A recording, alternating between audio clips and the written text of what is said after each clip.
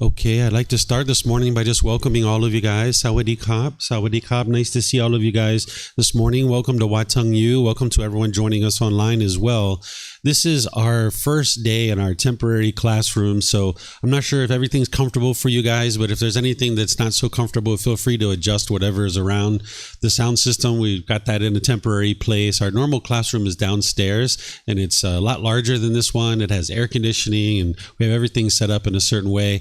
We're remodeling it, refurbishing it, turning it into a brand new classroom with lots of nice new things to be able to accommodate students. So thank you guys for excusing us while we're making a wonderful classroom downstairs for you.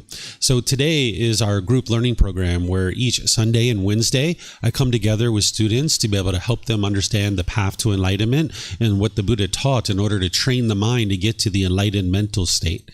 What enlightenment is where the mind is peaceful, calm, serene, and content with joy. You no longer experience any discontent feelings. Through training of the mind, you can get to the point where you no longer experience any anger, sadness, frustration, irritation, annoyance, guilt, shame, fear, stress, anxiety, loneliness, boredom, shyness, resentment, jealousy. This is all occurring through training of the mind. And one of the things that we do to train the mind is meditation, but there's other things besides meditation that one needs to be able to do as well.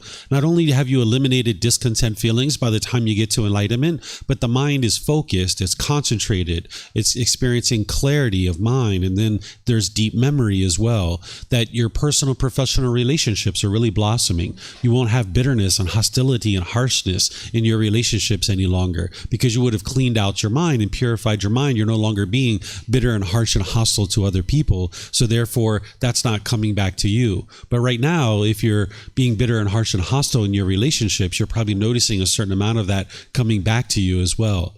By the time you get to enlightenment, you won't even be in a bad mood anymore. It's impossible for an enlightened being to even experience a bad mood. And again, this comes through training of the mind. There's no belief in the teachings of the Buddha. It's not believing a bunch of things and then hoping something good happens when you die. Instead, you're learning and investigating and examining his teachings. You're reflecting on those teachings to independently verify whether they're true or they're false. And then you're practicing his teachings, integrating them into your life in order to train your actual mind. So we're going to do that today as part of our class. What I usually do on Sundays is I go through this book.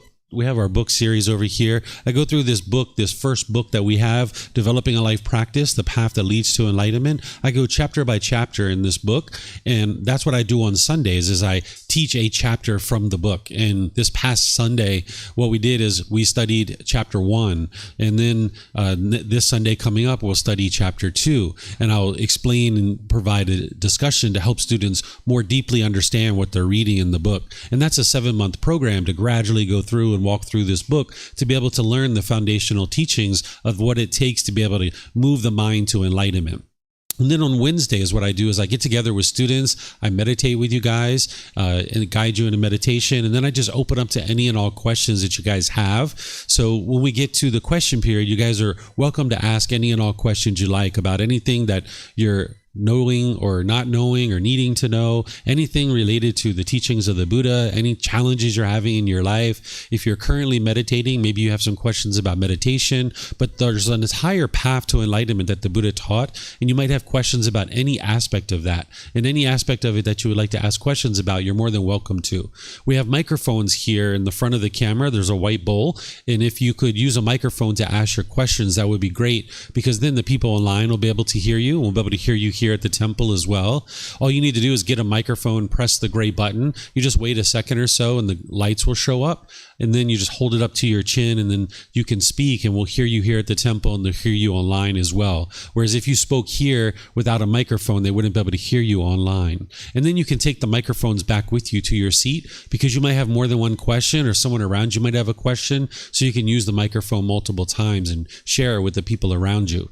For those of you guys online, whether you're in Facebook, YouTube, or Zoom, you can ask questions as well by putting that into the comment section, and I'll be able to see that. Or in Zoom, you can electronically raise your hand and open up your mic through unmuting it, and then you can ask any and all questions you like that way as well. So the way that I start with meditation is I start with some chanting to ease us into the meditation. And if you guys would like to join along in the chants, we have laminated sheets over there on the table. I see many of you guys already have them actually.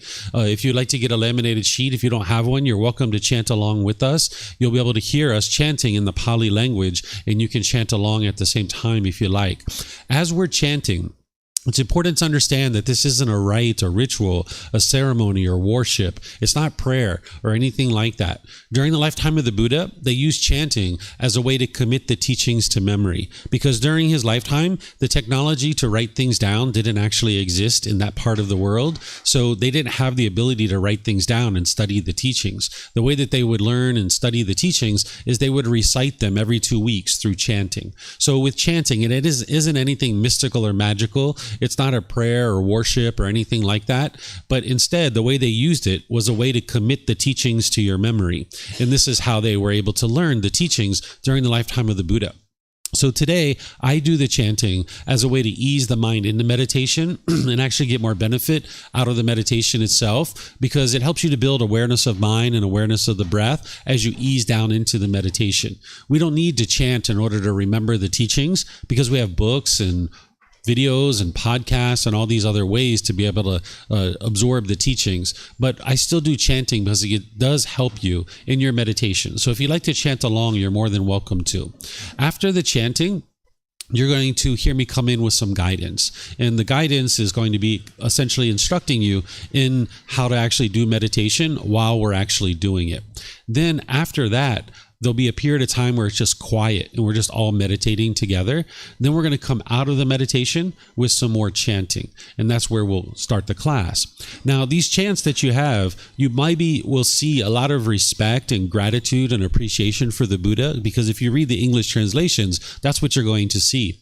And because of that, I don't think the Buddha actually created these chants himself. They were probably created by his students, either during his life or after his death, because he helped students to move from this anger and frustration and irritation and all those other discontent feelings that I mentioned to this peaceful and joyful mental state that's a permanent mental state.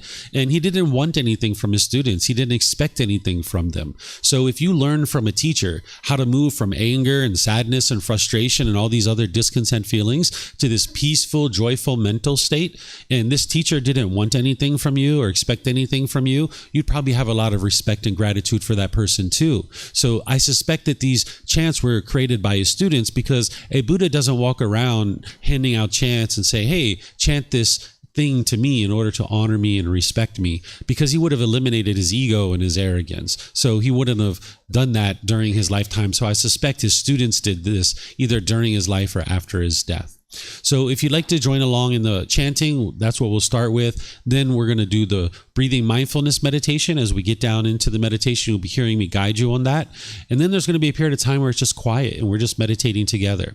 But then I'm going to come in with some affirmations, because we're going to do a loving kindness meditation today, where you're cultivating loving kindness in your mind and training your mind to be loving and kind, where you have a genuine interest in seeing all beings be well. This is the opposite of anger and hatred and his hostility and bitterness, because you can eliminate this out of your mind. You don't have to walk around with anger and bitterness and hostility or resentment towards other people. So this meditation is going to essentially rewire your mind and help you to be able to be more loving and kind, not only to other beings, but also to yourself as well. If you have like a negative inner dialogue, or if you're degrading and diminishing like your own self-talk within your own mind, this meditation will help you to gradually eliminate that. It's not a magic pill. It's not going to happen in just one meditation, but over a consistent long-term training, this meditation with other teachings that you're going to need, you can gradually wear away any kind of anger, hostility, or bitterness. So you're going to hear me come in with these affirmations, and I'm going to be doing this on the out breath. And when you hear this, you can actually repeat it within your own mind on the out breath. And after we do that, then we're going to come back to the breathing mindfulness meditation and come out with the chanting. So the way that I think about it, you guys can come on in. We got plenty of space up here. I had a feeling we were going to fill up because our classroom downstairs is much bigger. We have plenty of space up here for you guys. Or if any of you guys that are in here, if you'd like to move forward, it'll make space for the folks in the back. thank you guys for moving up. That's going to be really helpful to fit everybody in that would like to come in and learn. So this meditation is designed, like I mentioned, to rewire your mind. You're going to hear me mentioning affirmations where I'm going to be saying things out loud. And this isn't to change other people. It's not to invoke any spiritual power and try to change other people. This is to work on changing your own mind, rewiring your own mind. Okay, so I'll just let you guys get situated. Thank you guys for moving up. That's really helpful because as we meditate, there's going to be even more people that are coming as we meditate because some people come in a little bit later. So all the people that are here now, this isn't everybody. There's going to probably be even more people coming as we go. Okay, so thank you guys for being here. It's nice to see all of you guys this morning. Again, I'm going to start with the chanting and then we're going to ease into the meditation. It's kind of like a loving kindness sandwich. You've got loving kindness in the middle. The breathing mindfulness meditation is kind of like the lettuce and tomato. And then you've got the bread holding it all together, which is the chanting. So if you guys would like to chant along, I'm going to start with that and then I'll come in with the guidance. Arahang Samma Sambuddho Mahakawa Bhutang Mahakavanang Apivateyami Savakato Mahakavata Tammo Dhammang Namasami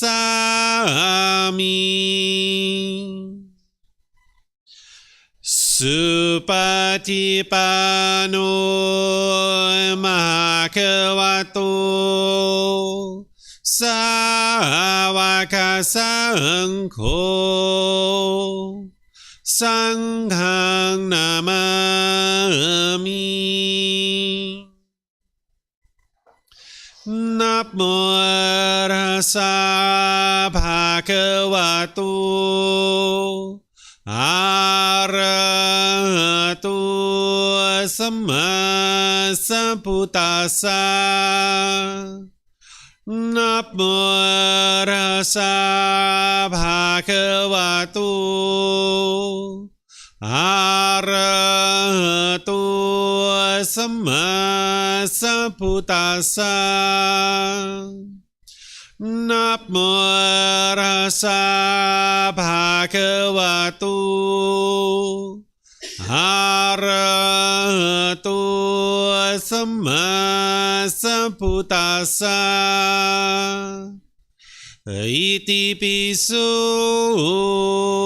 Bhagava Arahang Samma Sambuddho Vicacaranang Sammuno Sakato Rogavitu Anutero Purisa Dhamma Sati Satatawa Manusanang Bhutto Bhagavati.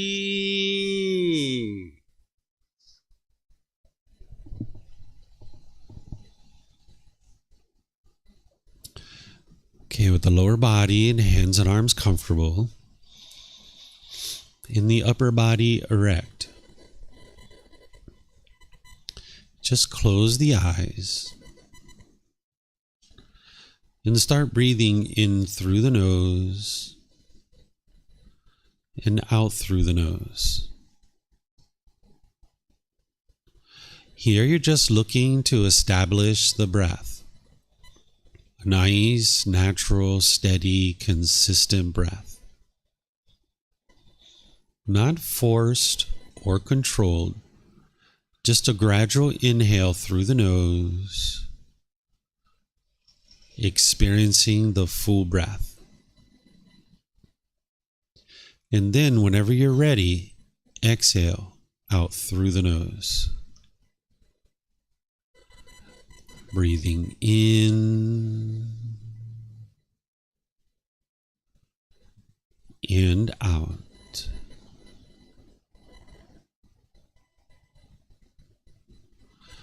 Breathing in and out. Your breath may not match up with the guidance that I'm providing, and that's okay. This is your practice. I'm just here for guidance. You can use this voice as a reminder that whenever you get to the next inhale, breathing gradually through the nose, developing a nice, natural, steady, consistent breath. And then whenever you're ready, exhale out through the nose, experiencing the full breath. Breathing in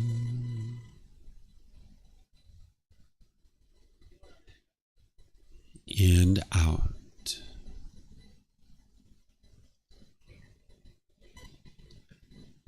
Breathing in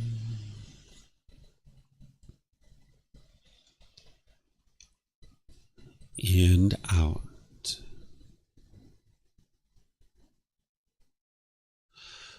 With the breath well established, start fixating the mind on the breath, either the sound of the breath coming into the nose or the sensation of air moving over the skin into the nose. The breath is the present moment. Fixate the mind on the breath, the present moment. Breathing in and out.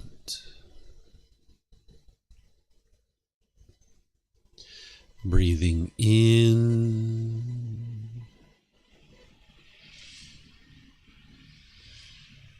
and out.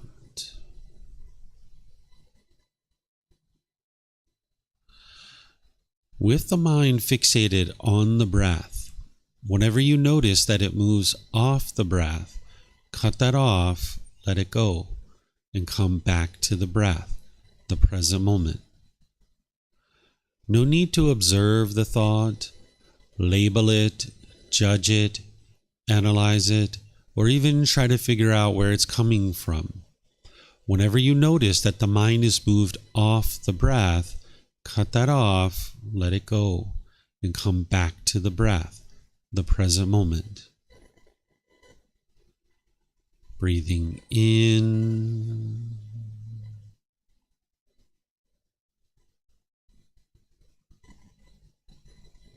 and out.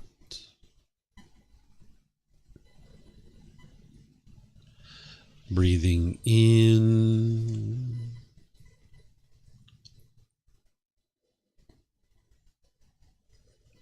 and out.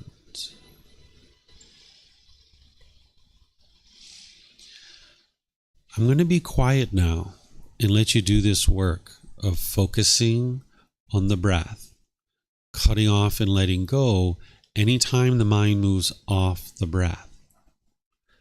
Then I'll be back with more guidance on loving kindness meditation. You have nowhere to go. There's nothing to do. No one needs you right now. This is your time to focus on the breath. Breathing in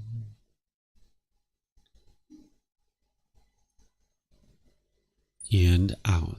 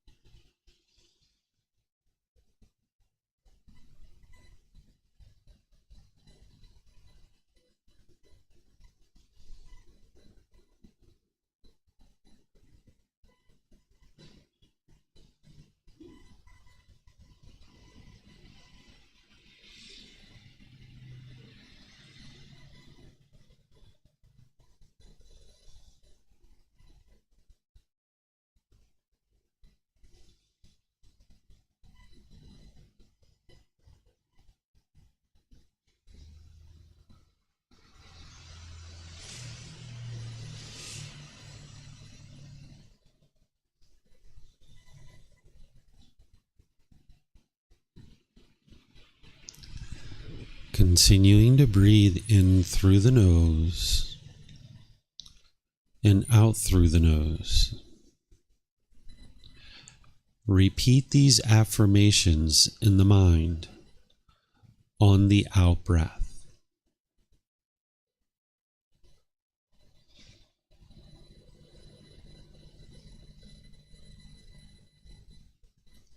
May I be peaceful.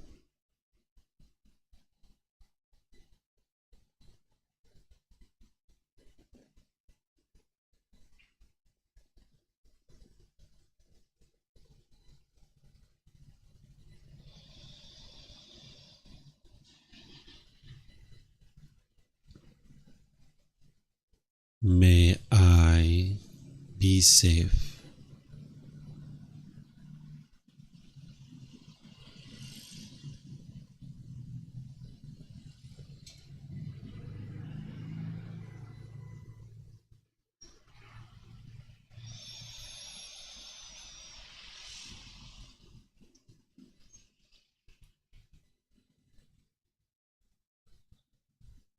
May I be well.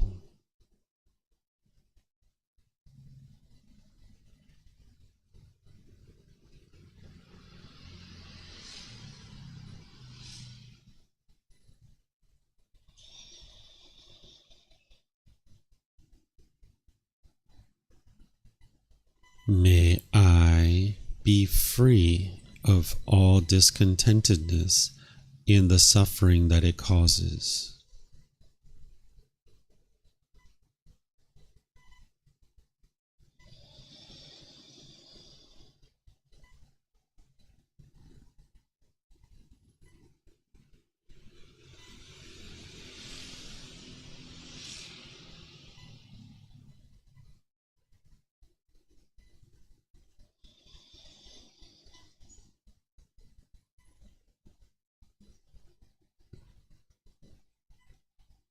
May Mom and Dad be peaceful.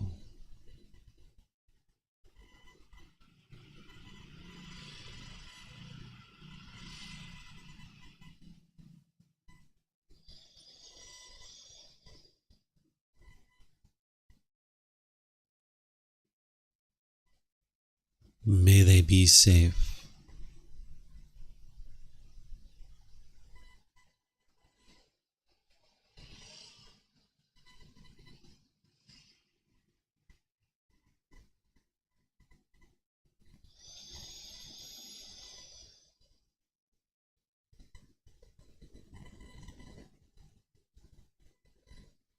May they be well.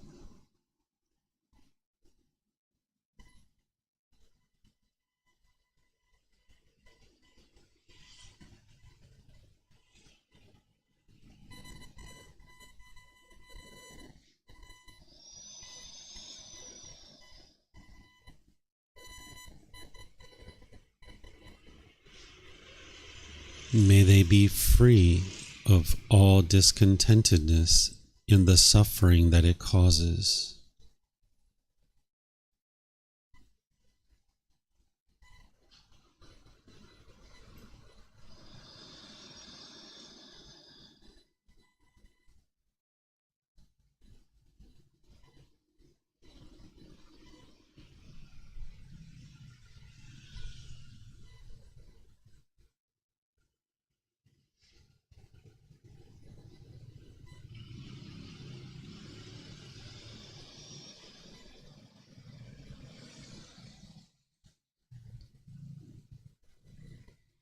May my family, friends, co-workers, and neighbors all be peaceful.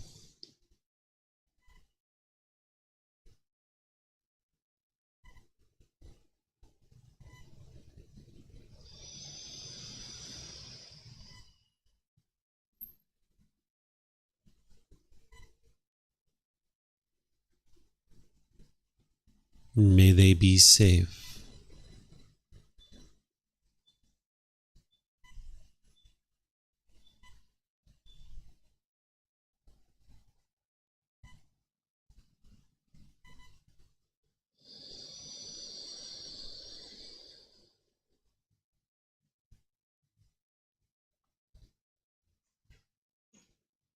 May they be well.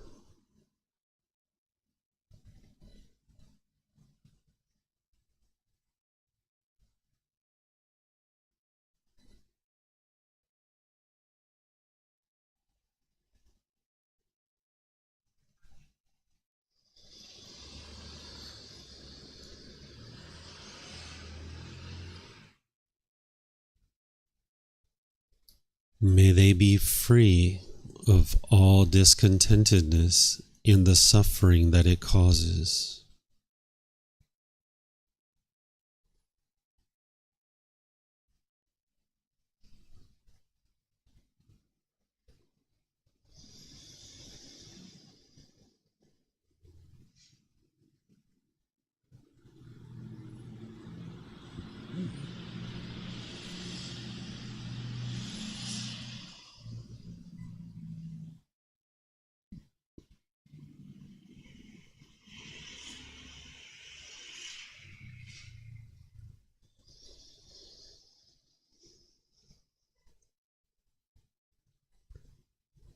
May all those who have harmed me be peaceful.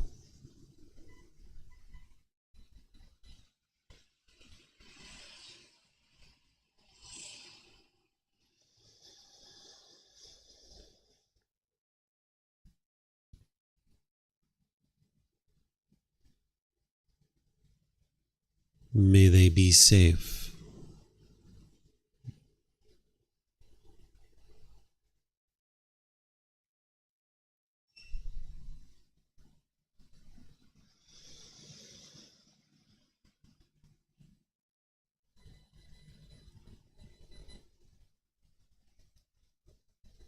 May they be well.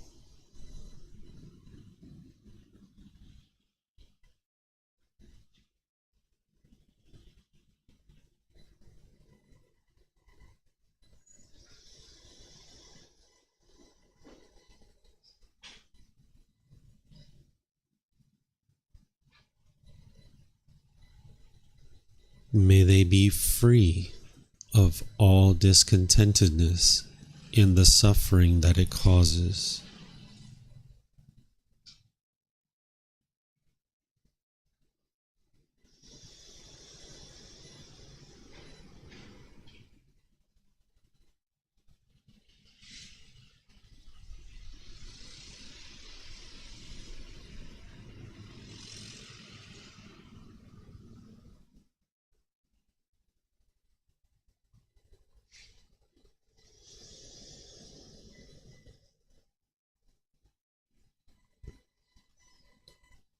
May all those who I have harmed be peaceful.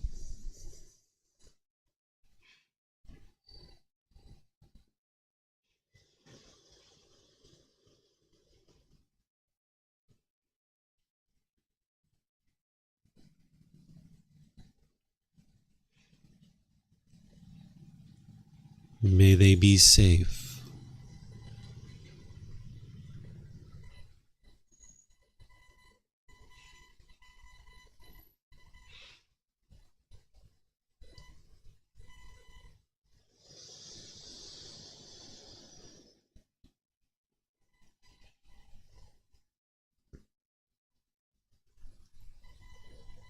May they be well.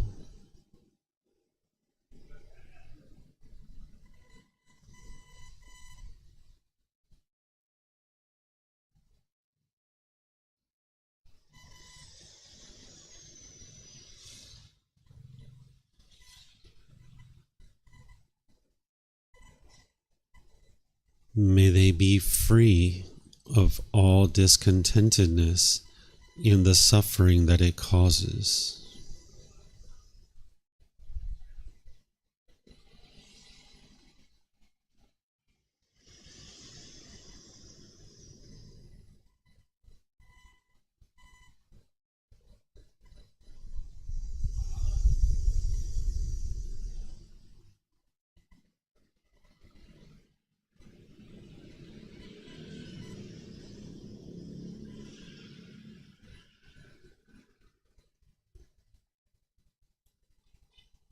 May all beings, wherever they reside, be peaceful.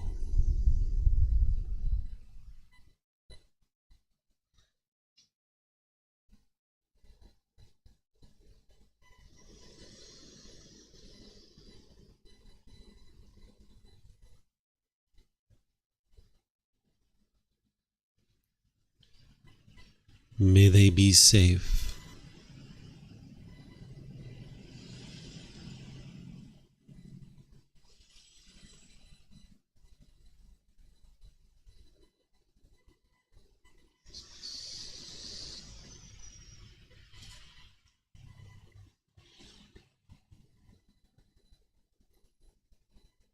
May they be well.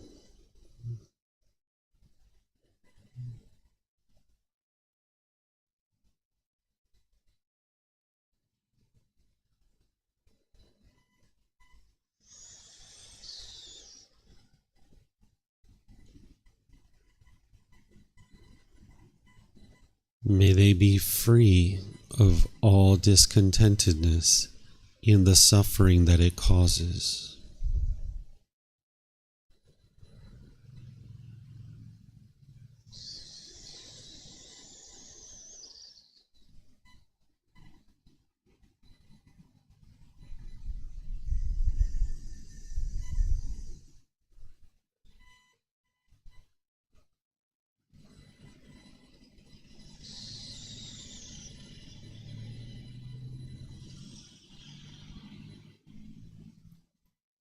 Now go back to breathing mindfulness meditation, focusing on the breath, cutting off and letting go anytime the mind moves off the breath.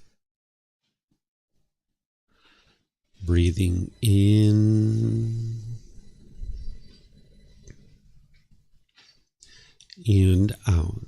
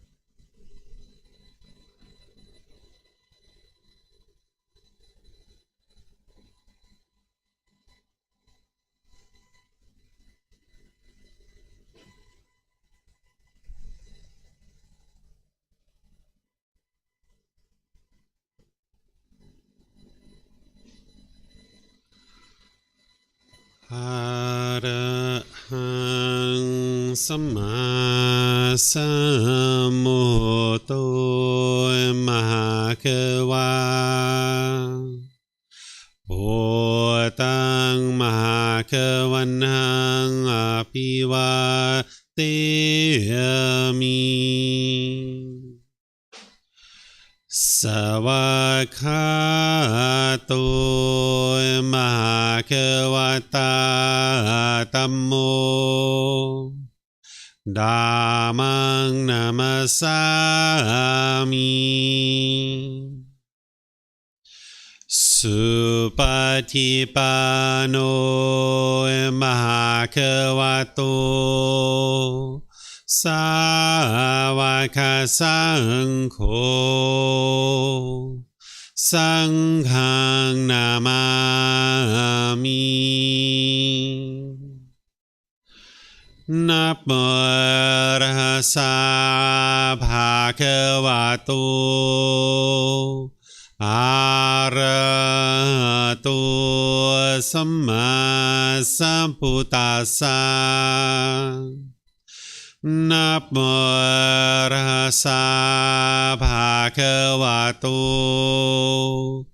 อะระหะโตสัมมาสัมพุทธัสสะนะโมตัสสะภะคะวะโตอะระหะโตสัมมาสัมพุทธัสสะอิติปิโสมหาเกวาอะระหังสัมมาสัมพุทโธวิชาจารนังสัมมุโนสคาโตโรกาวิตุอนุเตโรปุริสา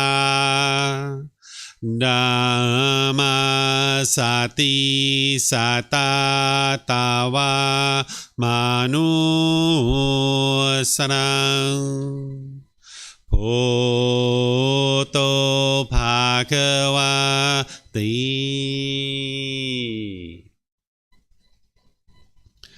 Okay, if you guys would like to slowly make your way out of meditation.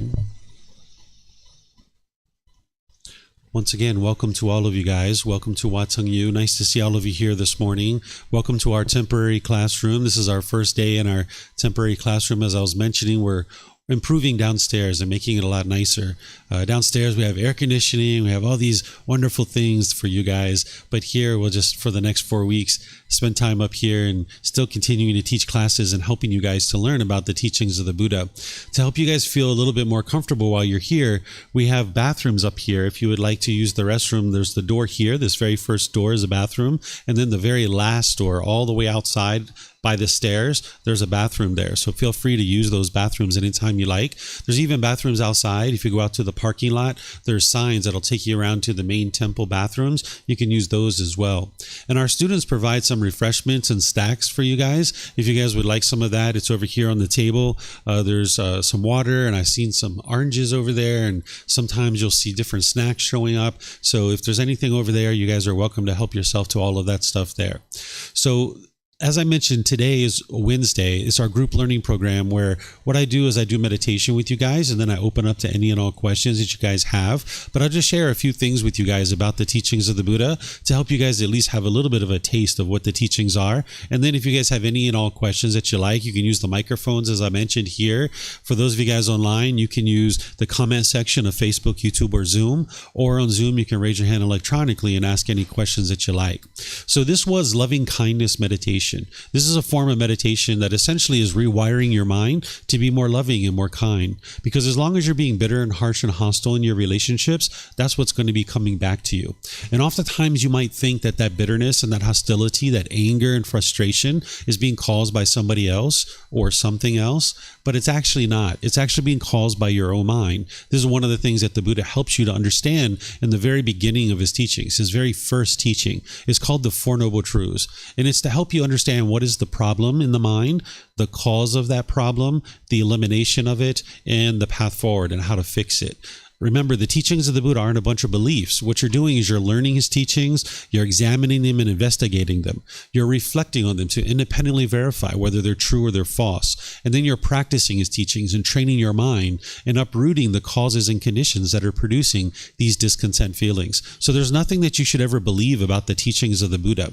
So what he teaches in the Four Noble Truths is that the problem in your mind is the discontentedness. It's how the mind forms feelings based on some condition, that the mind is experiencing happiness, excitement, elation, thrill, exhilaration, euphoria, and that's very pleasurable for you to experience. It's pleasant feelings. But then there's painful feelings that are in the mind. This is like sadness, anger, frustration, irritation, annoyance, guilt, shame, fear, stress, anxiety. These are very painful for you to be able to experience. And then there's neither painful nor pleasant feelings. This is like uncomfortableness or dissatisfaction of the mind, where maybe like somebody comes and sits next to you, maybe close at a public transportation, or maybe if you're close in a temple and you don't know this person next to you, and maybe if their body's touching your body, maybe you might think like, it's not painful, it's not pleasant, it's neither painful nor pleasant, it's kind of uncomfortable. This is the problem in the unenlightened mind, is your feelings are going up and down, up and down. It's just a matter of time before you get irritated or annoyed or agitated about something. And this is the mind's problem. The cause of this problem is the craving, desire, attachment, the longing, the yearning, the wanting things to be a certain way. And when the mind is craving permanence, it's going to experience happiness when you get what you want, and you're going to experience these painful feelings when you don't get what you want, right? So the mind is having this longing, yearning, and wanting things to be a certain way permanently. So for example, if you have a bank account and your balance is here, you might be really happy, excited, elated. But then when your bank account balance goes here, you may be sad or frustrated or irritated or annoyed.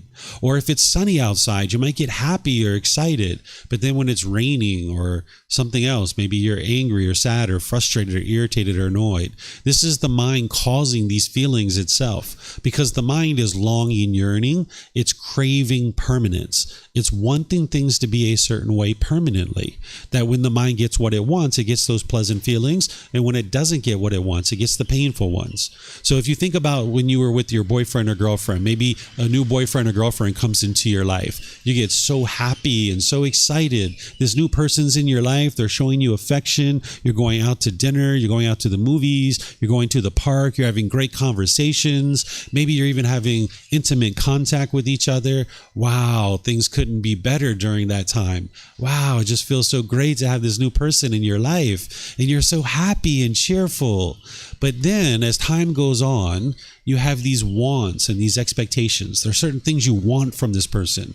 And in some cases, they give it to you and they do what you want. In other cases, they don't.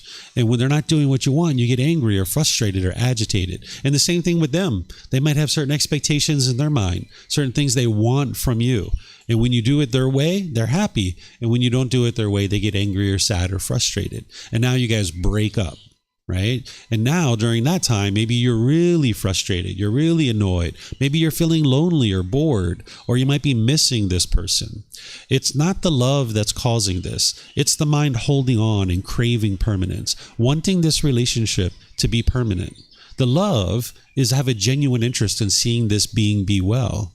That doesn't cause painful feelings. If you have a genuine interest in seeing others be well, that doesn't cause painful feelings. What's causing the painful feelings is craving permanence. The mind is longing, yearning. It's having wants and expectations, wanting things to be a certain way. And the mind can only be happy when it gets what it wants. And when it doesn't get what it wants, it gets these painful feelings. And the thing is that you live in an impermanent world. You live in an impermanent world, but yet the mind is craving permanence. It's wanting this relationship to be permanent. And even if you guys were together for the rest of your life, more likely than not, one of you would have died first. So this relationship is impermanent, but the mind keeps craving permanence. Here's another example for you. Not only the sun, the mind might be craving the sun to be permanent, and then when it's experiencing rain, it's frustrated or agitated, or when your bank account's here, you might be happy, and then when it goes here, essentially change is occurring. The mind doesn't like that. But think back to maybe like a brand new car that you bought or something like this, and then you were so proud of that brand new car. You were so happy that you got this brand new car. And then when you parked it at a store and you went inside and you came out and you see a scratch on your car, you might have got angry or irritated or frustrated. This is because the mind's craving permanence. It's not the scratch that's causing the painful feelings, that's causing the anger. It's not the person who scratched your car. They're not the one who's causing that painful feeling to come into your mind. It's the mind craving permanence, wanting this car to be permanently beautiful. And now when you're experiencing this impermanence, the mind doesn't like that. It doesn't understand this universal truth of impermanence, that everything around you is impermanent. And usually what the mind's doing when it's experiencing these painful feelings like anger and frustration is it's going to blame other people. You might firmly believe that your mom and dad are making you angry. You might firmly believe your brothers and sisters are causing your anger or frustration. You might firmly believe your coworkers are annoying you, but it's actually within your own mind. And when you firmly believe this, that other people are causing you to be angry or annoyed or frustrated, what you'll tend to do with this lack of wisdom is you will push people away out of your life. You might have been doing this where you push people away and trying to think that that's going to solve the problem. You might have even pushed the situation away. But you can see that that doesn't solve the problem, because when you push people away, you still get angry, you still get annoyed, you still get frustrated. If that actually was the true problem and that was the cause of the problem, when you push those people away, then everything would be solved and it would be fine. You wouldn't be angry or frustrated any longer. Or the other thing you might do when you don't have this wisdom that your mind is causing your own discontent feelings is you might be bitter and harsh and hostile towards people through your intentions, your speech, and your actions. And now you damage your relationship, and maybe those people choose to leave out of your life. Or you might be putting your expectations on people, trying to control people and force them to do things your way. So as long as this is what's going on in the mind with this lack of wisdom, if you're pushing people away, if you're being bitter, harsh, and hostile, if you're putting your expectations on people, then you can't live harmoniously with all people, and you're just going to keep experiencing this problem over and over and over again. You have something for me? Oh, sure. Oops. Okay, let me ask them if they can come back around 11 o'clock. He's coming back in an hour. Oh, okay, perfect. Perfect. Thank you, sir. Okay, we have some internet being installed downstairs, so a couple of little things going on as we're getting our classroom together. So as I mentioned, if you're pushing people away, if you're being bitter, harsh, and hostile, if you're putting your expectations on people, you can't live harmoniously with all beings. And you just stay stuck in this continuous cycle of believing that other people are causing you to be angry, when in reality it's your own mind. So as I mentioned, the teachings of the Buddha aren't based in belief. Don't believe what I'm sharing with you, that your own mind is causing these feelings. Look at it yourself through your own experiences. Look at a recent situation where you've been angry or frustrated or agitated or annoyed. Maybe it was this morning. Maybe it was yesterday. Maybe it was last week, right? Look at that same situation. Maybe then you were trying to blame somebody for what you were experiencing, but look at that situation. What was it that you wanted? There was something you wanted. And if you would have got what you wanted, you would have been happy. You might have been excited, but you didn't get what you wanted. So you were angry or sad or frustrated or annoyed, or some other painful feeling came into the mind. You can independently verify what I'm sharing with you is the truth if you look at it objectively. And if you can't see that, you can let me know and I will help you. I'll help you to be able to see it, because students sometimes can't see it 100% themselves. And so this is what's called the second noble truth, that the mind is experiencing this discontent feelings of pleasant feelings, painful feelings, neither painful nor pleasant, because of the craving, desire, attachment. That's the cause of the problem. And you need to know what the cause is, because if you didn't know what the cause of the problem was, you would never be able to solve it. But the third noble truth explains to you that you can eliminate this problem by eliminating the cause. If you eliminate the craving, desire, attachment, if you can eliminate the longing, yearning, the chasing after the objects of your affection, wanting things to be a certain way permanently, if you can train your mind to not do that, then you can eliminate your discontentedness. And then the fourth noble truth is explaining to you the way leading to the complete elimination of the discontentedness is the eightfold path. This is the complete perfect plan that's going to train your mind of how to eliminate its cravings, desires, attachments. It's actually a very comprehensive plan that the Buddha teaches you, which is right here. It's 8 individual steps that we typically will teach someone when they first start learning with us. And when you first start learning, it's helpful to be able to see this teaching because we use the individual words of the Buddha all the way through to be able to help you understand what he's actually teaching. And then you can learn it, you can reflect on it to independently verify it, and you can practice it. Each one of these steps, the Buddha taught what each one of these steps are, and then you be able to practice that in your day-to-day life and training your mind. And you're uprooting the causes and conditions that are producing these discontent feelings. So this is the core central teaching of the Buddha, and everything else kind of plugs into this. So this is where somebody's usually starting with their journey to enlightenment. Today we did meditation. We did breathing mindfulness meditation and loving kindness meditation, because one of the things you need to do is you need to knock down your longing, yearning. You need to knock down your anger. This is something that's in the mind. So there's certain tools and techniques that are embedded into this eightfold path that is going to guide you and help you to be able to transform your mind. Because as long as you go through the world continuing to blame other people for what you're experiencing, you'll never change anything about your own life and your own mind. You'll just stay angry and frustrated the rest of your life. So this programs and courses and retreats that we have here at the temple, and I live stream them all over the world. We have a YouTube page, our channel, we have a Facebook group, we have podcasts, we have books and personal guidance and videos and all these different things that you can get help. And it's all available to you at no cost. So if you would like to heal from what hurt you so that you never need to hurt again, that's what the teachings of the Buddha are for. Again, they're not rites and rituals and ceremonies and worship. It's not about prayer or anything like that. It's not about rules or commandments. It's none of those kinds of things. It's actually to train your own mind and see the results in this life, that your mind's becoming peaceful, calm, serene, and content with joy. This is a permanent mental state that you experience when you get to enlightenment. Your mind will be focused. It'll be concentrated. It'll have clarity, have deep memory, because you've uprooted the pollutions that the Buddha discovered in the mind. You'll notice your personal and professional relationships will be peaceful. They'll be at ease. They'll be blossoming because you won't be bitter and harsh and hostile any longer. And you'll notice that you're not even in a bad mood. These are just some of the improvements that you'll see, some of the enhancements to the mind that you'll see as you train your mind. So what I'm going to do is just see if you guys have any questions on anything I've been talking about, or the meditation, or anything that you're seeing here in Thailand or anywhere else related to the teachings of the Buddha, or if you're having certain challenges in your day-to-day life, or if you're currently a meditator and you are having challenges in your meditation practice and you would like help with that, any aspect of anything you would like to ask about, you're more than welcome to ask those questions. So again, we have the microphones here that you guys can pass around, and then those of you guys online, you can put your questions into Facebook, YouTube, or Zoom, or you can raise your hand in Zoom and ask any questions that you like.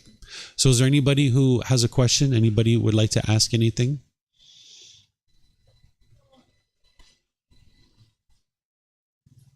No questions?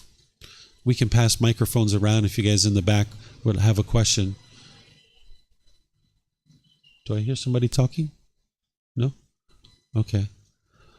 If you guys don't have any questions, I'm going to end class, but I would just like to give you guys a chance. Let me look online and see if anybody online has a question. Maybe it's too hot for you guys. Is it hot in Thailand? Is it hot here? This is the cool season. This is nice and cool. If you're here in April, then it's hot. Okay.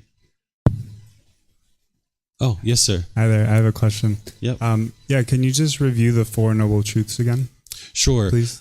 The first noble truth is everyone that is unenlightened will experience discontentedness. This is the pleasant feelings, painful feelings, neither painful nor pleasant. These are called conditioned feelings, that the mind is basing its inner feelings on some condition. This is why someone hasn't been able to get to permanent happiness, because if you base your happiness on the sun isn't permanent. So as soon as it changes, you're not happy anymore. So what you need to do is you need to eliminate the cause of what's causing these conditioned feelings. So the first noble truth is everyone that is unenlightened will experience discontentedness. The second noble truth is discontentedness is caused by craving, desire, attachment, because the mind wants everything to be permanent when in reality you live in an impermanent world. Everything around you is constantly changing, but the mind craves permanence. That's why in that relationship, you wanted that to be permanent. That certain toy that we had when we were a kid, we wanted that to be permanent. And when it broke, we were upset or frustrated. Any number of things in our life, when we experience change in the unenlightened state, we don't like it. So another way to say that the mind craves permanence is to say that it doesn't like impermanence, change. The mind doesn't like change. When things start changing, the mind doesn't like it. Think about all the times where you've changed jobs, you've changed boyfriend or girlfriends, you changed places where you lived or things like this. You didn't like it, right? The mind didn't like that change oftentimes. Even if it was a decision you were making, you might have chose to move to another place. But at some point, your mind struggled with that. Or like you started a new job, the mind struggles with that change, right? Then the third noble truth is the elimination of discontentedness is possible by eliminating craving, desire, attachment. So if you eliminate the underlying cause, which is the craving, desire, attachment, you'll eliminate your discontentedness. This is why you can get to peace and joy. You don't have to go out and train other people to do things your way. That's typically what the mind wants to do, is teach everyone around you to do things your way. But that's never going to work because there's 8 billion people in the world. But you can train your mind to eliminate these discontent feelings. And through doing so, then you can get peaceful and joyful. And in the fourth noble truth, the Buddha is explaining that the path leading to the complete elimination of discontentedness is the Eightfold Path. That's the complete perfect plan of how to eliminate discontentedness. And essentially, that's what a Buddha is. A Buddha is an individual who's done this by themselves without the help of any teachers or any guides. They got to enlightenment. They figured out how to get to the peace and the joy that is a permanent mental state. And they no longer experience any discontent feelings. And then they dedicate the rest of their life to sharing their independently discovered teachings with countless people. And then countless people get to enlightenment during that person's lifetime. Then they preserve their teachings in such a way that countless more people will get to enlightenment after their death. So these are the 3 criteria of what makes a Buddha, is that they get to enlightenment by themselves without the help of any teachers or any guides. They then dedicate the rest of their life to sharing their independently discovered teachings with countless people, and countless people will get to enlightenment during that person's lifetime. And then they preserve their teachings in such a way that countless more people will get to enlightenment after their death. And this is why throughout the world, there's a lot of people who have admiration and respect and love for the Buddha, because he spent all this time for 45 years from the age of 35 to 80 sharing his teachings. And then even today, there's people who are enlightened that are experiencing this enlightened mental state. And as you're getting closer and closer to that enlightened mental state, you see that the teachings of the Buddha are 100% the truth. And this is where you don't have to believe anything. That it's not believe, and hope something good happens when you die. You're actually learning now, reflecting now, practicing now, and seeing the results now. So those are the 4 noble truths. Everyone that is unenlightened will experience discontentedness. The cause of discontentedness is craving, desire, attachment. The mind's craving permanence. The elimination of discontentedness is possible by eliminating craving, desire, attachment. And the path leading to the elimination of discontentedness is the Eightfold Path. That's why you start with this here. Essentially, what I just shared a little bit of is right view. Understanding right view, having the right view that your mind is causing these discontent feelings. Wrong view would be to blame other people. If you're blaming other people for the feelings that you're experiencing, you'll never solve it. You'll just continue to walk around angry and frustrated the rest of your life. But when you understand the real true cause, even though that's very challenging for you to think about right now, perhaps, because I know you've been in arguments adamantly trying to convince people that they were making you angry and they had to stop doing what they were doing, or else you were going to continue to be angry. Even though that's sometimes challenging for people to come to terms with, if you come to terms with this and you investigate it and see the truth for yourself, it's very liberating. It's very freeing, because once you understand what the real problem is, you can actually solve it. The Buddha describes it like a breakthrough, that you can have this breakthrough in your life to finally understanding what's causing these feelings so that you can eliminate them. And that's what the Four Noble Truths does for you, so that you can have right view. And now the whole rest of the path is to train your own mind. Because if you didn't know that it was your own mind that was causing these feelings, why would you ever train your own mind? So that's why he starts off his very first teaching is the Four Noble Truths, to help you understand that it's your own mind that's causing these feelings. Okay, thank you. That was very helpful. Yeah, you're welcome. Yes, ma'am. There's a person right behind you. Great wisdom and great words. Just to follow up on your question, I hope this is not too naive, but it sounds to me that you're saying that the route to joy and peaceful is to eliminate expectations and desire. But if we don't have that desire, that craving for great things and how things should work around us, how do we find the motivation to actually do things and build things? How do we thrive in the current society? Sure. What you do is you make wise decisions. There's two sides that the unenlightened mind can typically see. It can see this chasing, this craving, this desire, this longing, yearning, this wanting, this expecting, because that's what you're used to. You're used to basing your decisions on, I want these pleasant feelings and I'm going to chase this thing. And when I get this thing, I'm going to get pleasant feelings and that's my reward. But you don't see the painful feelings that comes after that. Because if you chase after, say, a new job, and you chase after it, and say you even get the job, you're so happy, you're so excited. Then 3 years later, when you get laid off, you're going to be angry or frustrated or annoyed. Or maybe you'll be happy with that job for 6 months, and then eventually that'll fade away, and you will be frustrated at that job. So as long as you chase and chase and chase, and you base your inner feelings on that thing, then you can only be temporarily happy. And then the unenlightened mind can see that side typically. Then the mind, if it's not doing that, it'll typically swing to the other side, where you're dull and lethargic, which is what you're asking me about, right? Like the mind's dull and lethargic. It's unmotivated, it's feeling lackluster, this kind of thing. And there's no peace there either, right? That doesn't feel good either. So what the Buddha is teaching you is this middle way, that there's a middle way that you can gradually work towards your goals, objectives, or interests based in wise decision making, not because you're looking for pleasant feelings, but because it's a wise decision to develop your career. It's a wise decision to have a safe home for you to live in. It's a wise decision to have social friends and people that you can interact with. And you do this out of wise decision making rather than your own selfish desires. Because that's what the unenlightened mind does, is with its cravings, desires, attachment, it chases based on your own selfish desires. I want this and I'm going to chase it, and I can only be happy if I get it. And man, get out of my way, because here I come. I'm coming plowing through to get what I want.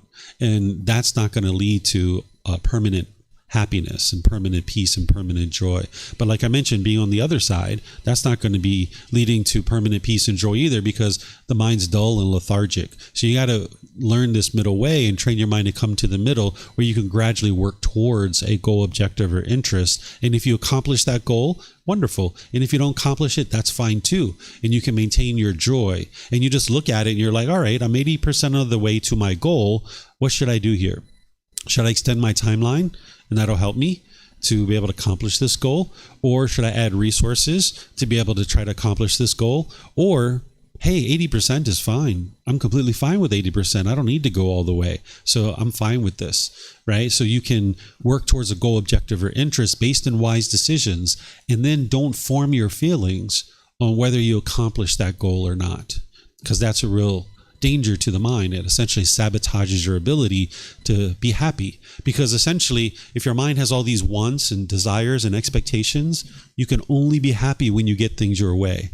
This is why people oftentimes associate getting old with being grumpy and irritable, right? That's not the way that you have to live life. You don't have to be old and grumpy and irritable. But what happens is as people age, they have all these expectations that they accumulate in their mind. Not everybody, of course, but some people, they will accumulate all these expectations and all these wants. And then as they get older, they have so much of that. The amount of time they can be happy is very narrow. It becomes less and less and less.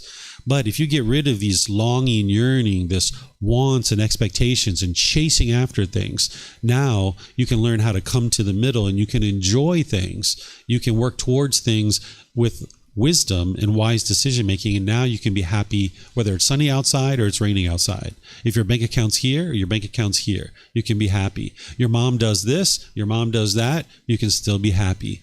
But if you form your inner feelings based on this external world, then you can't be happy all the time because the mind's craving permanence and this world is constantly changing in front of you. Thank you. Yeah, you're welcome. Yes. Just a follow-up question. So what is a wise decision? How to define wise? As I understand is that you make decisions and goals not on your self-centered choices, but for greater good. Is something like that?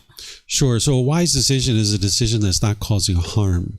If you're making harmless decisions, this is a wise decision, because anytime you make a harmful decision, then you're harming another being, and this harm is going to come back to you. So you need to be able to look for the harmless decisions, and you'll see this through the teachings of the Buddha. He provides you this guidance. He doesn't provide you a decision tree. He doesn't say, like, if this happens, do that, or if this happens, do that. But he shares with you these natural laws that as you learn these natural laws and you awaken to them, when you gain the wisdom of these natural laws, you'll navigate the world more peacefully and more harmoniously. But when you don't have wisdom of these natural laws, you'll think you have all the best intentions in the world, and you'll go out into the world and start having conversations and interacting with people, and things will just blow up on you. You'll think you have all the best intentions in the world when you talk with your brothers and sisters, your mom and your dad and people like this, or your boss. And next thing you know, the conversation blows up on you and you're like, what just happened? And you're just confused. And this is because the mind lacks wisdom of the natural laws. And when you learn things like right speech, for example, the Buddha is not teaching you rules or commandments. He's showing you the natural laws, and he's showing you, like, hey, if you would like to have a harmonious relationship, here's the best way to kind of conduct yourself in terms of your speech. Your personality and your character is going to be your own, but he's giving you these underlying guidance that shows you how to conduct yourself in a harmless way, in a wise way. That's what you might think of instead of like right speech. It's like wise speech. And this wise speech is harmless, where it's not going to cause harm to other beings. Same thing with actions and your livelihood and these other things, because as long as you don't understand the natural laws, then you're going to be causing harm and you're not even going to realize it. And then this harm is going to come back to you. And oftentimes when harm is coming back to you and you're experiencing unwholesome results in your life, oftentimes we blame other people for that too. When wholesome things are happening in your life, it's like, oh, that's all me. I'm the one who did all of that. But this unwholesome stuff, typically we blame other people for that. But in reality, everything you experience in life is a result of decisions that you're making. But if you see it any other way, if you see it as what you're experiencing is because of other people, or what you're experiencing is destiny or fate, or what you're experiencing is good luck or bad luck, then you can't change anything about your life. Your life is locked in, because it's everyone else that's causing the harm in your life, or it's destiny or fate, or it's good luck or bad luck. But when you get rid of this and you don't subscribe to that thinking, and you can see the truth that there's certain decisions that you're making that's leading to any particular result, now all you need to do is, if there's something in your life that you don't particularly care for, you just cultivate wisdom, make different decisions, and you will experience different results. But if it's somebody else that's causing difficulties in your life, you can't change them. So you can't change your life. Or if it's good luck or bad luck or destiny or fate, then you can't change anything about your life. But when you see that it's your own decisions, our lack of wisdom, that we're making unwise decisions in the unenlightened state, and it's causing harm, and now this harm is coming back to us, now all you got to do is cultivate wisdom, make wiser decisions, and you'll experience wholesome results. And those wise decisions are harmless decisions. Yeah, you're welcome.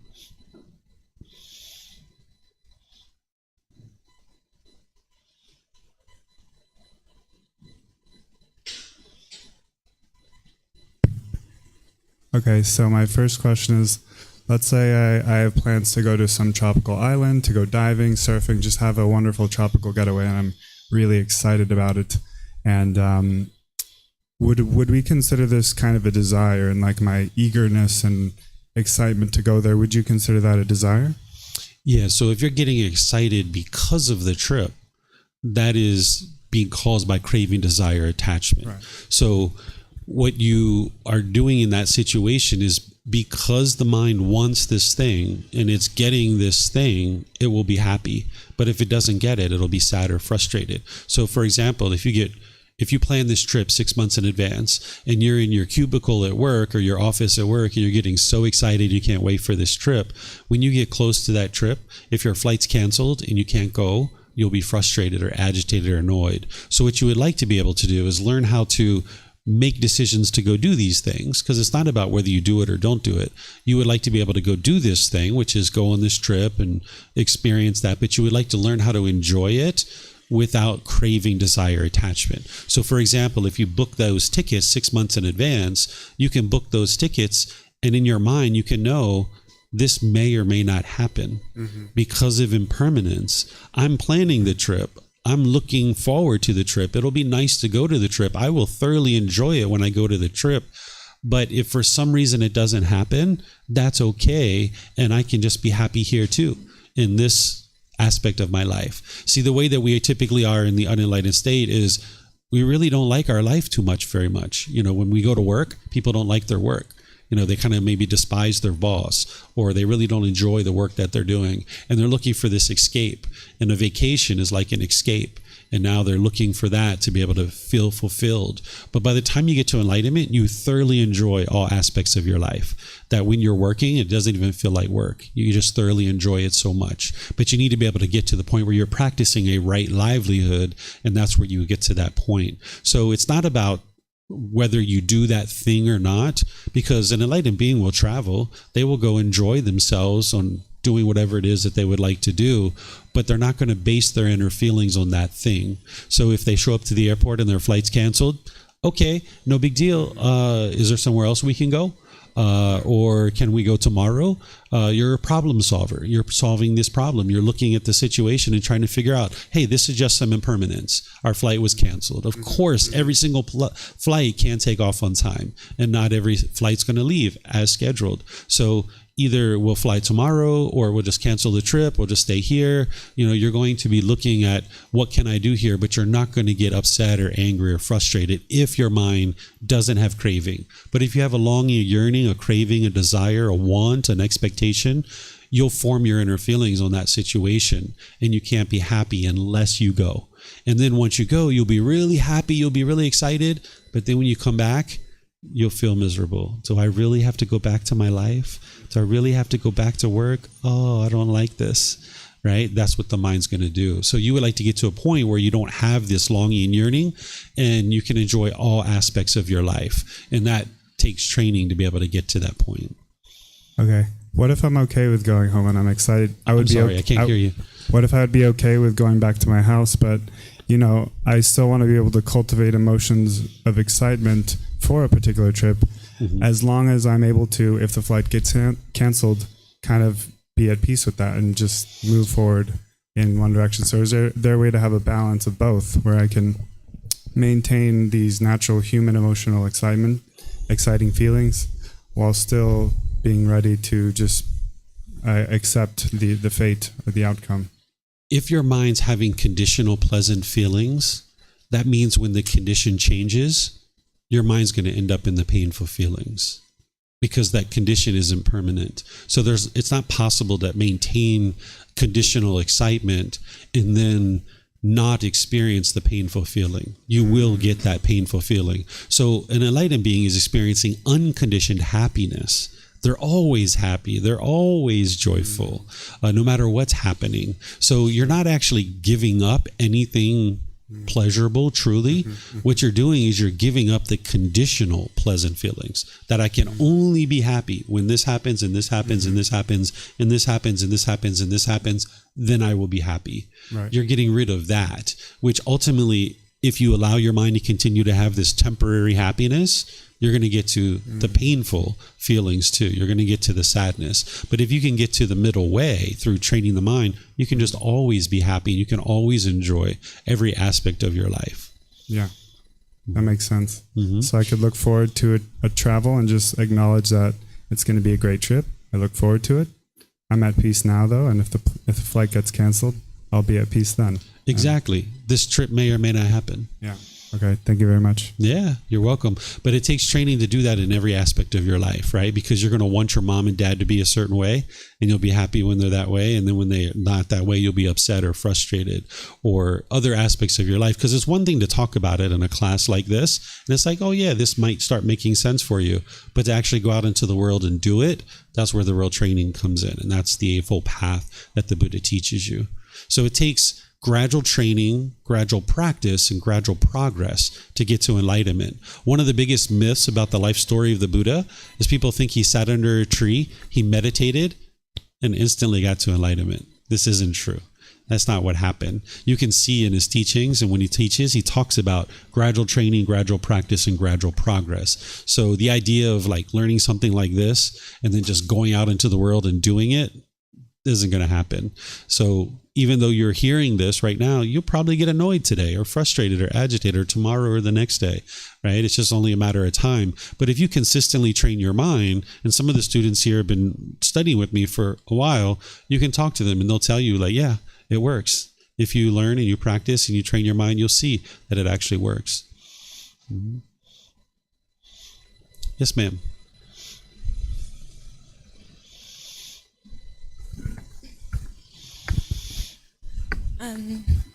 I feel very related to what you just said. Thank you for sharing. So when I experience certain events that trigger my wound, or I start feeling painful emotions, afterwards I often ruminate with certain situational scenarios, and again feeling that painful emotions and couldn't live in the present moment. So I'm wondering what's your thoughts or advice on that? Yeah, so the reason why that's occurring is because the mind's holding on. That's what we call clinging. Because the mind's craving permanence, then when you experience a certain situation and you experience the painful feelings, the mind will hold on to that. So this is why, like, for example, when you had that boyfriend or girlfriend, when you guys first got together, yeah, you were happy, you were excited, you felt great. And then when you guys broke up, you might have been angry or sad or lonely or bored or missing that person. And it was like that for a period of time, maybe a few weeks or a few months. But at some point, your mind was like, you know what? If he wants to be with someone else, so be it. And your mind let go. And then your peace came back. Or you're like, you know what? If she wants to move to another country, okay, so be it. And your mind let go. And that's where you experience the peace and the joy return back into your mind. But as long as the mind's holding on and wanting this thing to be permanent, then you can't experience the peace and the joy. So in a situation where you've had a certain experience and your mind's just is ruminating and obsessively thinking about this thing, the mind's holding on, it's clinging to this situation, the mind can't let go. So that's where the breathing mindfulness meditation is. We only did a few minutes of it today, but that's training your mind to let go. It's not training your mind to eliminate your thoughts, that when your mind's focused on your breath, and then it moves off your breath, and you have to let go, let go, let go. If you do that for an extended period of time, consistently, 2 or 3 times per day for 30 minutes or more, and that might sound like a lot to you right now, but you can build up to that. Over 6 months, a year, 2 years, you can build up to that type of frequency and duration. If you consistently train your mind this way, it'll train your mind to let go. So now if you combine that with the generosity, we practice giving and sharing more than is strictly required in any given situation without any expectation of anything in return. This trains your mind to let go also, because you're sharing with people around you your time, effort, energy, and resources. This will train your mind to let go. So the meditation and the generosity trains your mind to let go. So you would like to do that as a continuous, ongoing, frequent basis every day, practicing breathing mindfulness meditation and generosity. But then in the moment when something is happening and you're noticing the anger starting to arise, you would like to cut it off and let it go. And you'll be able to do that if you've been training your mind proactively with the breathing mindfulness meditation and generosity and all these other steps. But the idea of like, your mom getting in a car accident right now and you get a phone call that she's being rushed to the hospital and she's in the back of an ambulance and she's in a life-threatening situation, you're not going to be able to cut that one off because it's too deep of an attachment right now and you haven't trained your mind to let it go. But if you want a chocolate bar and you go down to 7-Eleven and you really want that chocolate bar and you're walking in thinking, I'm going to get my chocolate bar, and you walk in and they're out of stock and you feel the frustration arising, you can probably cut that one off because it's a lower attachment. But as you train your mind more and more, you'll get to the point where you can even experience death, somebody close to you, and you won't grieve. You won't be sad. Oftentimes people think that the grief and the sorrow and the sadness at the time of death is because of love, but it's not your love that's causing that. What it is the mind's craving grandma and grandpa to be permanent, when in reality they're impermanent. Because they were born, they had to die. The love is, I have a genuine interest in seeing this being be well. But if grandma and grandpa's alive, you'll be happy. But if they're dead, you'll be sad or frustrated because the mind's not getting what it wants. So it's the longing and yearning, the craving permanence that's wanting this person to be alive. And now when they're dead, the mind experiences the painful feelings and the sorrow. So you can get to a point where when someone dies, it's like, oh, that's unfortunate. But you can appreciate that you lived life with this person and they contributed to your life. Sometimes when someone dies, someone says, I've lost my grandmother. You haven't lost anything. You gained something wonderful. You had this great woman in your life for a period of time and she taught you many things. You gained a lot during that time frame. But if your mind has the perception that I've lost something, now you'll feel sorrow and sadness. Where if you can change your perspective and you can think like, wow, I really gained something here. And you're going to need to train your mind in deeper ways. You can't just change. You just can't shift the mind just through this little talk right here. But with all this training, you can gradually train your mind to let go. So it's the breathing, mindfulness, meditation, and generosity that's training your mind to let go so that you don't have those obsessive thoughts. And in the moment, when you're noticing discontentedness arising, you can cut it off because it's going to be a bodily sensation first. If you think about your life, before you get angry, before you get any kind of discontent feeling, there's going to be some bodily sensation. It's like tingling in the body, tightening in the chest, tightening in the throat, heat in the face, pressure in the skull. This is an early warning system alerting you that you're about to get angry, you're about to get frustrated. And you can take action right there and you can cut it off and let it go. You're not suppressing it. What you're doing is you're essentially not allowing the mind to stay wired like this. That when the mind's like, hey, I'm about to get a conditioned feeling, I'm about to get a conditioned feeling, I'm about to get a conditioned feeling, and you say, nope, not going to let you do that. And you essentially, over time, rewire your mind to no longer form its inner feelings based on some condition. So those are some minor things that you can be doing, and that comes with consistent training, and that's where the Eightfold Path comes in to help you be able to do that so that you can have things like mindfulness or awareness of mind, and then you can train your mind to cut off and let go. Yes, so also you mentioned that love someone is just hoping that person to be well. Mm-hmm. But my question is like, what if my expectation or my standard of being well is different from that person? Like I feel like she could live better life. That's for me is like, I'm assured she's doing well. Yeah. Well, what she's doing now, I don't feel like she's doing well, but she think it's okay. So I have this kind of like, just like gap in between the expectations. Yeah, there's two things going on there. What that is that's, yes, the expectations. The mind has a certain expectation. And typically you're basing those expectations on your own life. That this is what I like, this is what I want for my life, and now I want everyone else to have that same kind of life too. Where this is coming from is not just the expectations, the longing and yearning, but it comes from the mind's ego. The Buddha refers to this as conceit, that the mind has this arrogance, this pride, like, what I'm doing in life, I'm not messing with you or anything, but what the mind does, this is all unenlightened minds, what I'm doing in life is great, and what everyone else is doing is not so great. And now everyone needs to do it my way. And if everybody does it my way, then the world would be perfect. Because this is what the mind thinks in the unenlightened state, is that my way is the best way. And my way is the right way. And other people, what they're doing, that's the wrong way. But what we need to be able to see is this universal truth of impermanence, that there is your way of doing things, and that works for you. But there's this other way of doing things too, and that works for her.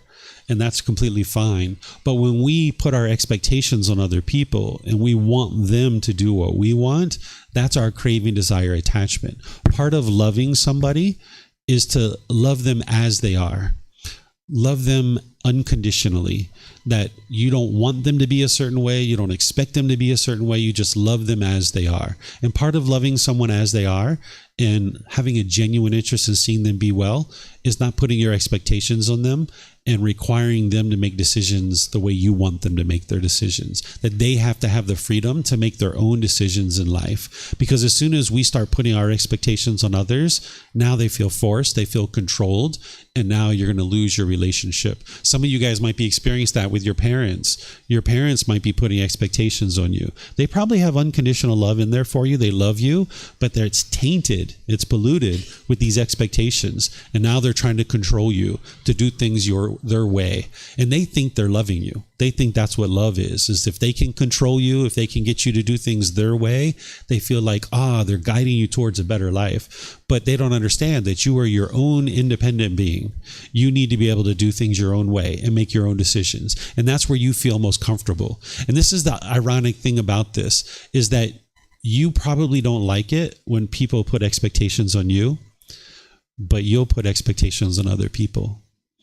Right? So you got to be able to see that, like, whoa, I don't like it when people do that to me. So why should I do it to other people? Because they're not going to like that. So you need to be able to restrain your mind and pull it back and just love this person as they are, realizing that they're struggling through life just like you, and they're trying to figure it out and get wisdom. And then you're just there for them as a support. You're there for them to give them advice and guidance when they ask for it.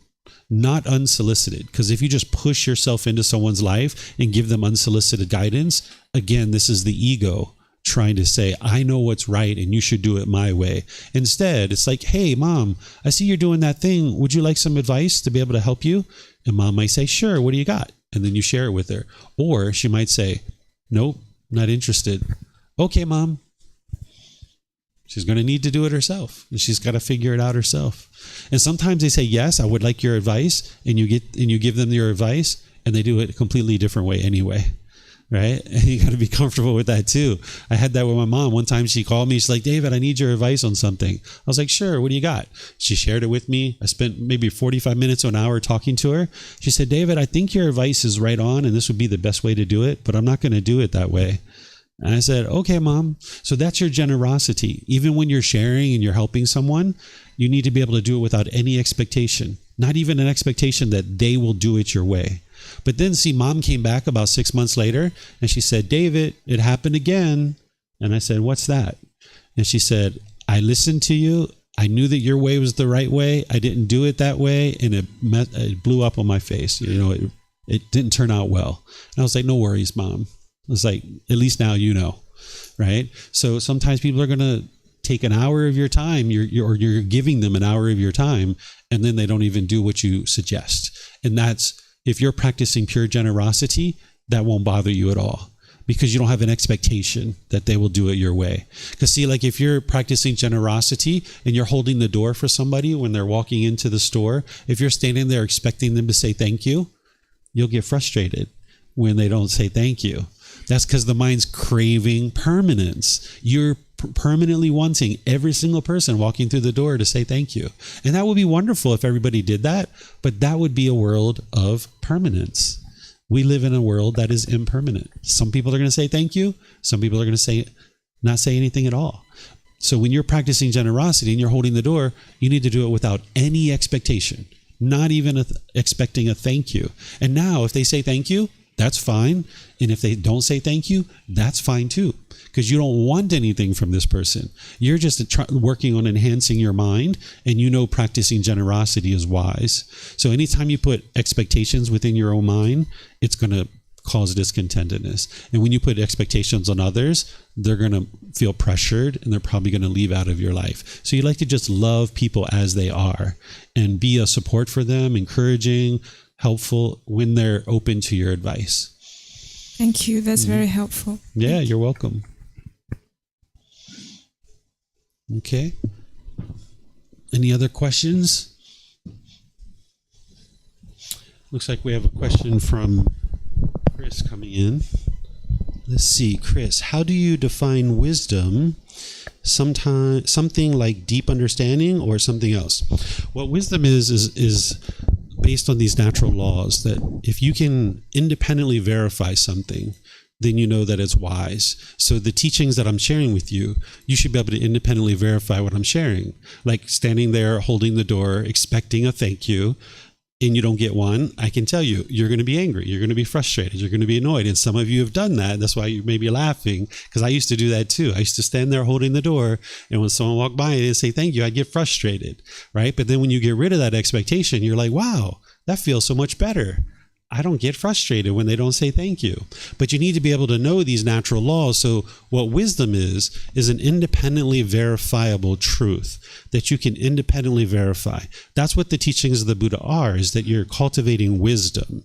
That's how you get to enlightenment. So you're not following a teacher. You're not a devotee. You're not a believer. What you're doing is you're an independent practitioner on your journey to enlightenment, looking to cultivate wisdom. And essentially a teacher is like a tour guide. We're pointing out to you the things that you need to learn in order to be able to progress in developing your wisdom. But then when you're reading books, when you're attending classes, when you're listening to videos and podcasts, you're never believing any of that stuff, because you won't get to wisdom that way. You need to be able to learn, examine, investigate. You need to be able to reflect, to independently verify, and you need to practice. And that's where you cultivate wisdom, because now you've independently verified it. Yes, this absolutely works. And now you know the wisdom. So a teacher is essentially a tour guide pointing out the things that you need to learn in order to cultivate that wisdom. And now once you have that wisdom, you'll be able to navigate the world more peacefully. Because when you live in a world that you don't understand, you will struggle and you will have difficulties. Just like we did with the natural law of gravity. We struggled and had difficulties. We fell down, we hit our head, we broke our toys, we cried, and we were so upset because we didn't understand this natural law of gravity. But then once we got the wisdom of it and we could see the truth for ourselves through independent verification, now we can navigate the world peacefully. We know when we walk down the stairs, hold the rail. We know that we tie our shoes a little bit tighter. We know when we climb a ladder, we need to do that very carefully, right? So now we can get on bicycles, we can get on motorbikes, we can climb ladders, get on airplanes, because we have the wisdom of this natural law. And now we experience wholesome results. Where when we lacked wisdom of that natural law, we struggled and had difficulties. So the same thing needs to happen with all these other natural laws. You need to cultivate wisdom through your own independent verification to be able to awaken to these natural laws using your teacher like a tour guide. And your teacher is going to point out for you the things that you need to learn. And then it's you that's doing the work. The teacher is doing the work to share it with you, but then you need to do the work to learn it, independently verify it, and then practice it. Okay. Yes, ma'am. Would you mind sharing a little bit about your meditation experience? Like, how do you feel during the meditation, or do you say anything? Would you mind sharing about it? The meditation today or any other time? Any other time, in general. So meditation for me, when I first started, it was very hard because my mind was very polluted. It was like hitting a brick wall. And I didn't even really know what I was doing, truthfully. It was like I was sitting there hitting my head up against a brick wall. And it was like that for a really long time. But I just did it, and I just kept doing it. And slowly but surely, I noticed significant improvements to the condition of the mind and my life. Because I grew up very hostile, and I grew up in a very bitter environment. And I didn't like that life. And I was looking for something better, and I never knew that it existed. I never knew where to look. But when I came here to Thailand in the first time in 2002, I saw something very different than what I grew up with. And I also saw that before then, because at the age of 17, I started spending time around a lot of Asian people. I grew up in the USA. I spent time with Filipinos, Chinese people, Korean people, Vietnamese people, you name it. Every Asian country, I had a lot of friends in those different places, but they were living in the USA. And I saw something very different in their homes than where I grew up. You know, so one of my first significant girlfriends was from Indonesia, and her mom pretty much adopted me like her son, and it was very different in her home than the way I grew up. And I really was intrigued by that. So I spent more and more time with Asian people. And when I came here to Thailand the first time, I saw people working together. I saw love and respect. I saw kindness and warmth. I saw people helping each other. I saw a lot of things that I never grew up with. I was really intrigued by that and got deeper and deeper into it because I was trying to figure out. I was taught all my life that it's money that leads to happiness, that good job, you know, cars, houses, girlfriends, whatever. This is what's going to lead to your happiness, you know, jewelry, clothes. And I had all that stuff. I was working in IT.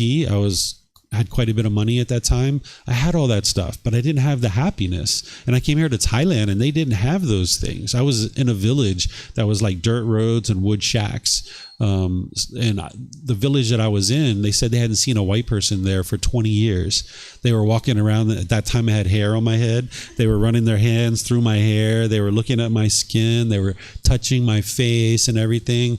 And they had never seen someone like me before, but I'd never seen a place like this before. And I saw all this love and joy and warmth. And I was like, why is this? Well, how come these people are smiling so much and I'm not? Because I have all this stuff back home and they don't have any of this stuff, but they're happier than me. So I knew that there was something wrong based on what I had learned growing up throughout my life. And I knew I was living my life in a way that was unwise. So slowly but surely I had to dig into it and figure out, why are the Thai people so joyful? And it all came back to Buddhism. Right? So like the Thai massage, the food, the Thai dancing, all that stuff, that's like the leaves of the tree. The branches and the trunk of the tree is like Thai culture, and the roots of the tree is Buddhism. Everything in Thailand comes back to Buddhism in one way or another. And when you get down into the roots and you see why the tree looks so beautiful, then you can understand, and now you can grow your own tree. You can be your own person, and now you can grow and develop into this better and better person, completely purifying your mind and getting to a point where your mind is completely peaceful and joyful. The Buddha's teachings lead exactly where he said they do, to this enlightened mental state. And the more that you investigate them, you'll be able to see that truth for yourself. And this is essentially what the Buddha even said. He said, come investigate my teachings. Because he knew if you came and examined his teachings close enough, you'll be able to see that they're true, and you'll be able to see that the mind's improving, and you'll be able to get to enlightenment. He never said, just believe me. Just believe me. No, come examine, come investigate them, and you'll see the truth for yourself that these teachings lead to improvement. So meditation is an important component of your practice, but there's so many other things that you need to learn too. That's why this is really a life journey.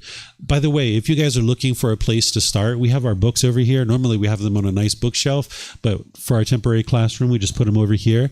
Volume 1 is the best place to start. It's called Developing a Life Practice, The Path That Leads to Enlightenment. You can download it for free from our website if you like. You can take it and go print it on your own if you like. You can get printed versions here by just reimbursing us for the printing cost. And we have smaller versions for travelers. We have a larger one as well with larger print. Or you can get it on Amazon if your country has access to Amazon.